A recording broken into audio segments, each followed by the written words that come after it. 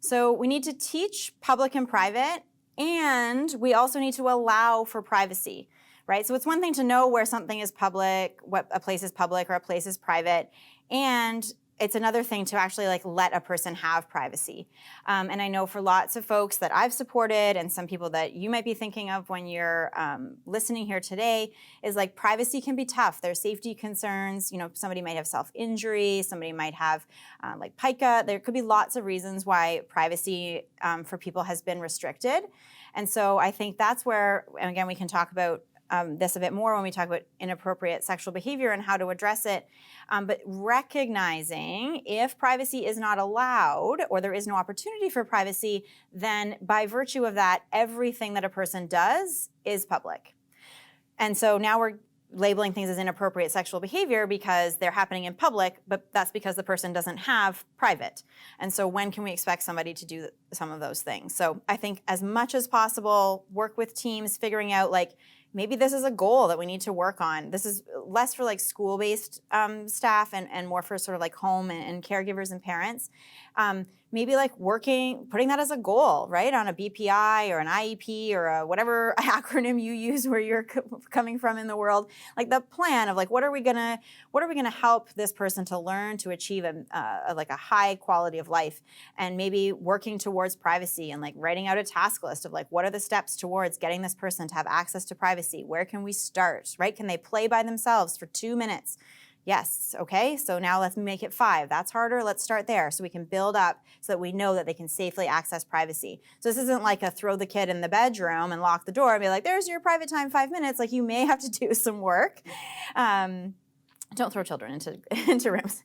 But teaching public and private is like definitely helpful. Again, I'll do an activity example around like how I have taught some of these things. And by virtue of like doing some of this work, I've like really tightened up my operational definition for the behavior analysts watching of private. So usually that's like in your bedroom by yourself, because your bedroom might be shared with siblings, might be shared with parents. Maybe there's one bedroom and everybody in the family sleeps in that bedroom, or maybe you sleep in the living room. But so like a bedroom, your bedroom, however that needs to be defined given a particular person's environment, by yourself. So private isn't when you're in your bedroom but your sibling is there, or you're in your bedroom and your parent is there reading you a bedtime story or tucking you in or whatever the routine looks like, right? It's in the bedroom by yourself, door closed, and learn to this one, by mistake, without including it, blinds drawn. Pull the curtains. If you have a client whose bedroom is on like the ground floor and faces out towards like the street or the walkway, and now you're encouraging them, fabulous, love it, love to see it, private time, perfect. Then, but now it's not private because the neighbor taking out their garbage can see what's happening in the bedroom. So blinds drawn if necessary. So make sure private is private. And basically like excluding all other places. And so that can be difficult depending on like the language that people have heard and used, that like usually people will say like, oh, my house is a private place, but there are public places in your house. And so depending on like the person that I'm working with and their like skills and abilities, I might do like private, semi-private, and public. And so semi-private might be like a stall in a bathroom, like a public bathroom, or semi-private might be like the bathroom at home, but that's like a shared room. Bathroom is sort of like we could discuss it, again, depending on the environment. If that's truly the only place that a person can be alone, especially when it comes to masturbation routines, then that might need to be something there. So there's lots of there's always an it depends. There's always an it depends moment. So, but I think thinking about like private places, and then public places like are basically in your house, kitchen, living room, den, all of those places. Those are public places. Public places are not just where you're alone. So I was saying earlier that like about a year ago, turned the corner in an aisle in the grocery store, and there was a person there that had their hand down their pants, scratching at their genital area. And they had interpreted that they were in a private place because they were the only one in the frozen food aisle. but somebody else can come there without having to give you advance warning. So I came around the corner, person had their hands in their pants, adjusting their genitals or scratching their genitals. And so now something that was meant to be private was public. So people are doing, right, people are picking their noses and adjusting their genitals like all of the time. But the difference is, like, we need to be aware of our social surroundings. So like the park, even if you're the only person there, the bus, if you're the first kid on the bus route in the morning, that just because you're the only one there doesn't mean that it's private, right? It's a public place because somebody else could be there. I mean, the driver's there. But, so you have to really be clear about like what places are public, what places are private. And those are gonna, again, I can't give you like this is the way it is all of the time. That would be easy. That would be easy and nice. But you really have to think about like looking at the environment. I feel like this is where the behavior analyst watching can really be helpful in like doing that environmental analysis of like how can we really easily define for this person what is public and what is private. And so now I've got another activity example kind of video model that I'll show you for how I might teach some public and private places and public and private parts and places and how they can kind of go together. Here's some ideas of how we can help to learn the difference between private and public.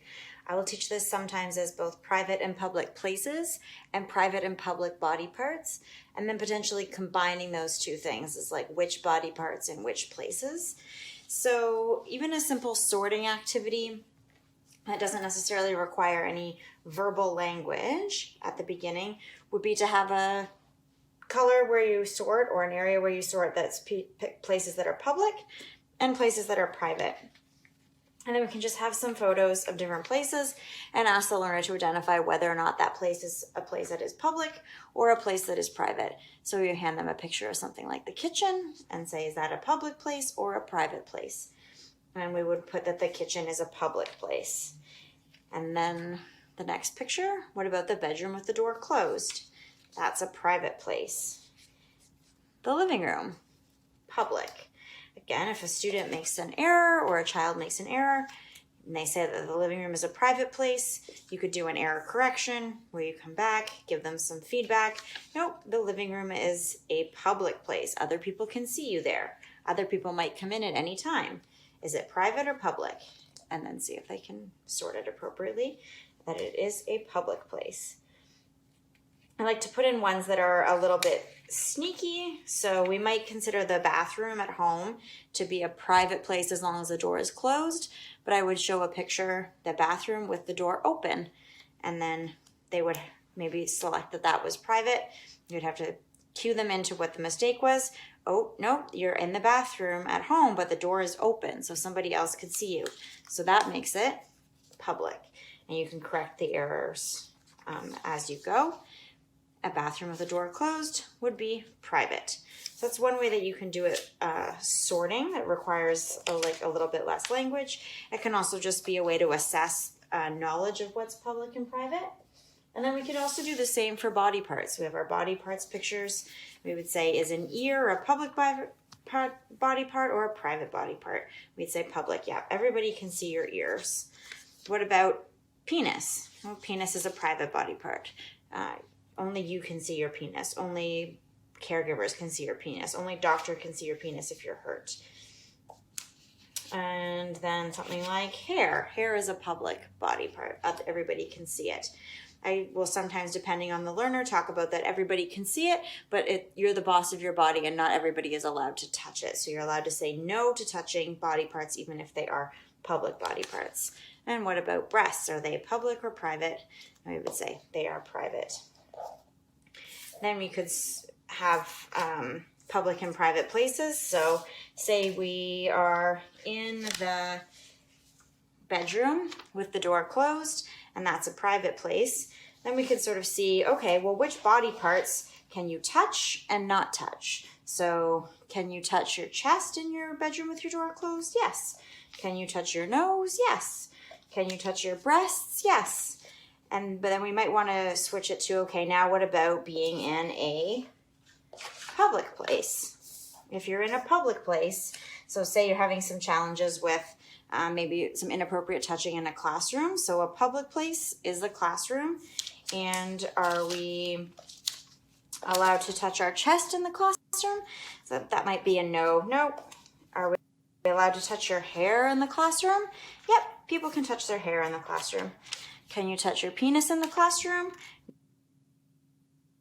Nope, can't touch your hair in the classroom, so maybe make a separate pile for the ones that are not allowed to be touched in a public place.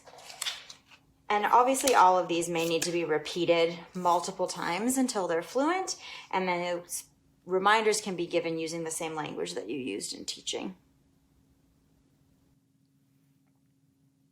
Okay, so again, a bunch of different examples of like some ways that you could potentially teach some of that. There's so many like if this, but that, like this is not teaching the alphabet, right? So it is like a little bit more complicated.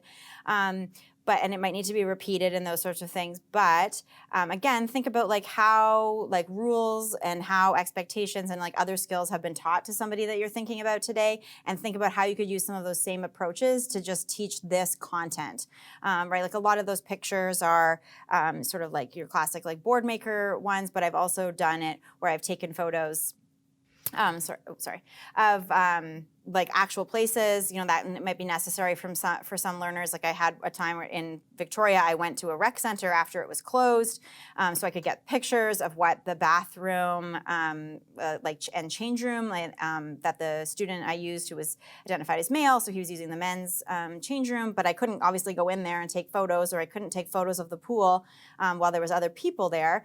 So you know, sometimes it can take a little bit of work, but I think it's important. So.